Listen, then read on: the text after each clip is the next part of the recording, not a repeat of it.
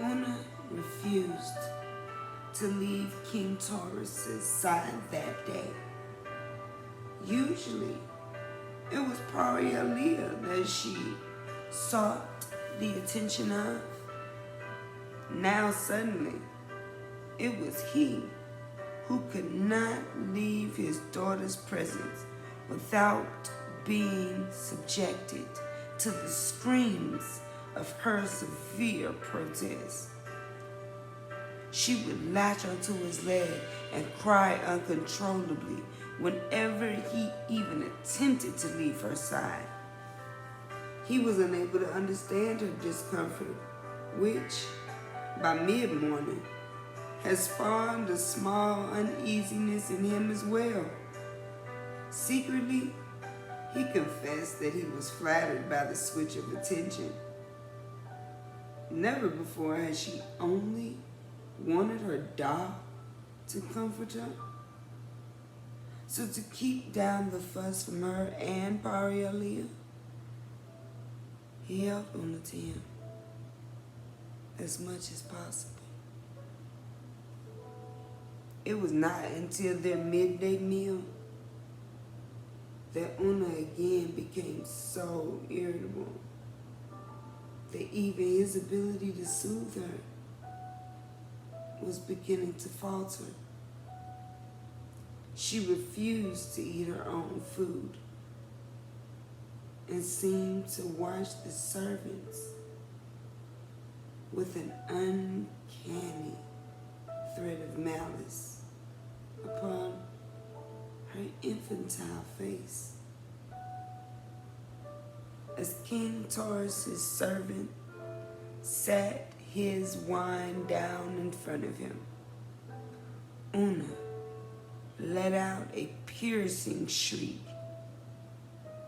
that caused all of the king's hairs to stand on end. He'd never heard such a sound before and turned to look for the origin of the screeching and was surprised to find that Una's teeny, pursed pink lips was the source of the penetrating pitch that was being unleashed.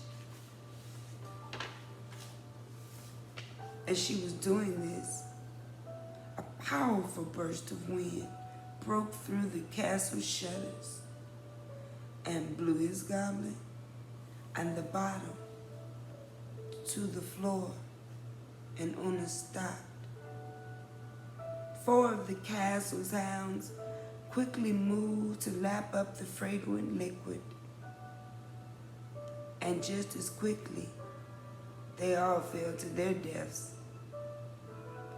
King Taurus was so amazed by the failed assassination that he built another altar for the Orishas to show his gratitude. And of course, he had his servants and the entire cooking staff decapitated. It would not take them long to discover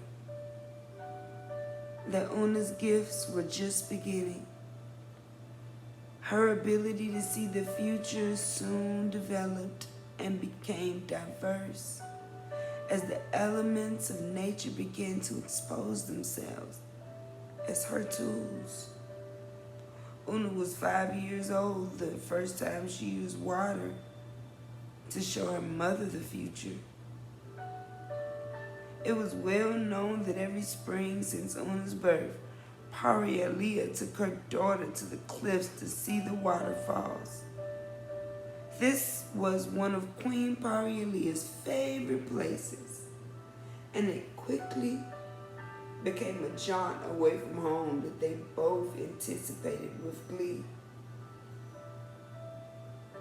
They would travel east on the backs of many men within their long and shrouded palanquin for the better half of the morning before they reached the cliffs.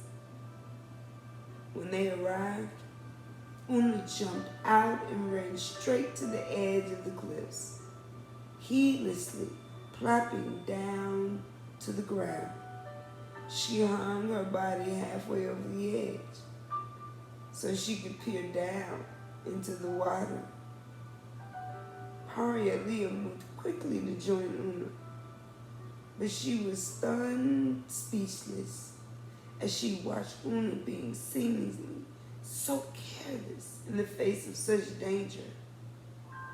She ate desperately to yell for Una to move back, but she was so afraid that she would startle her and cause her to lose her balance that her thoughts were never voiced. Instead, her feet swiftly carried her to her daughter's side as her servants scurried behind her. Parialia got down on her knees and grabbed Una's hand as she herself peered over the edge. She could not believe her eyes. The ripples in the river water had come to life like never before, and on them it showed all the lands around the kingdom. She watched people thirsting in agony as they scurried about and their ailing livestock appeared scrawny and famished. The land was dry with withered brown trees while the sun blazed high in the liquid sky. Parialia could not understand how it was possible for her to be witnessing these visions in this watery surface. She looked up and saw it was a day completely unlike the one that they were having. And even now the sun was passing behind the large clouds above them.